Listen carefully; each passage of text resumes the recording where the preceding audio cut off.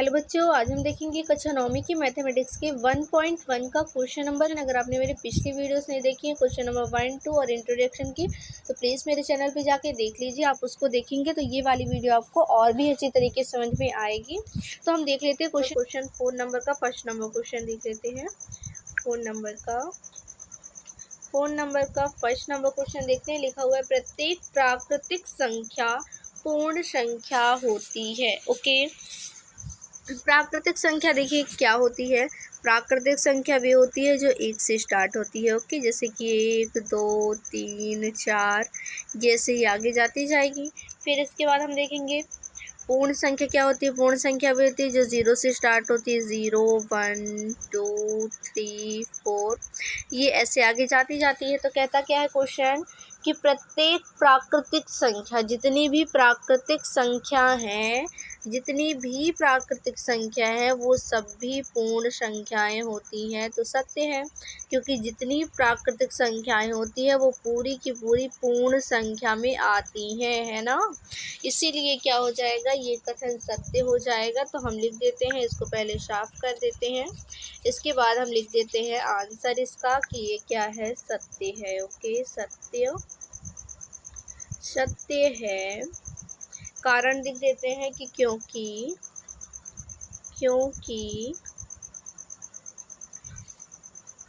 पूरी प्राकृतिक संख्या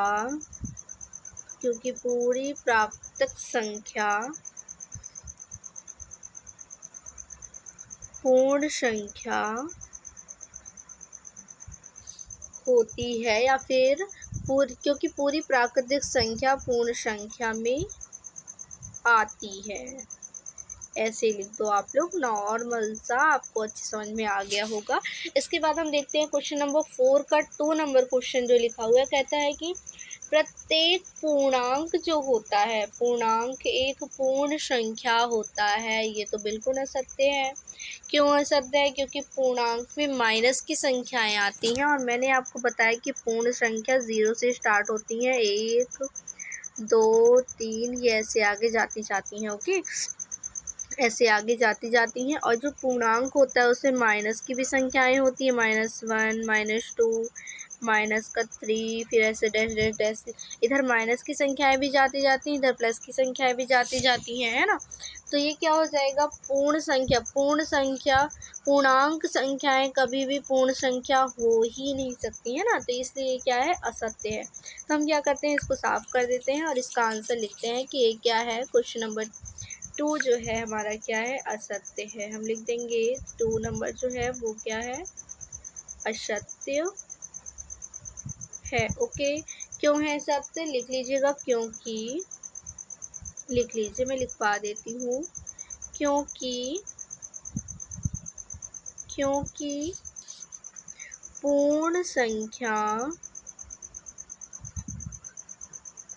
में ऋणात्मक, या फिर हम क्या लिख देंगे, माइनस की संख्याएं नहीं आती हैं। ओके, पूर्ण संख्या में ऋणात्मक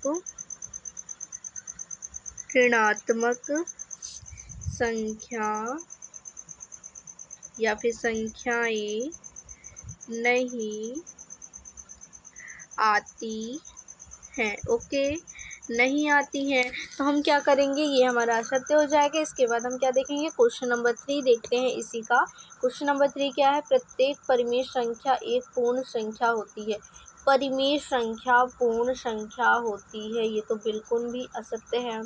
क्यों असत्य है, क्योंकि परिमेय संख्या पूर्ण संख्या होती है, ऐसा ये कह रहा है। ठीक है, तो असत्य है। क्योंकि उदाहरण के लिए हम ले सकते हैं कि जैसे कि 1/2 परिमेय संख्या है, किंतु पूर्ण संख्या नहीं है ना, क्योंकि इसमें बटे में 2 है। तो पूर्ण संख्या में हम अगर परिमेय संख्या उसको बनाना चाहें तो सभी में हम बटे 1 लगाएंगे, तभी वो परिमेय संख्या बनेगी। उसमें बटे 2 कभी भी नहीं हो सकता। इसलिए हम इसका आंसर क्या लिख देंगे, ये क्या है, असत्य है। ओके, हम क्या लिख देंगे, ये क्या है, असत्य है। इसका कारण आप लिख लीजिएगा, क्योंकि उदाहरण के लिए 1/2 परिमेय संख्या है किंतु पूर्ण संख्या नहीं है। इसका आप कारण लिख लीजिएगा। और अगर आपको कुछ भी समझ में नहीं आया तो प्लीज़ कमेंट करके ज़रूर बताइएगा। कोई भी डाउट हो पूछ लीजिएगा, और अगर आपको मेरी वीडियो पसंद आई तो प्लीज़ अपने दोस्तों के साथ भी ज़रूर शेयर कीजिएगा। तब तक के लिए बाय।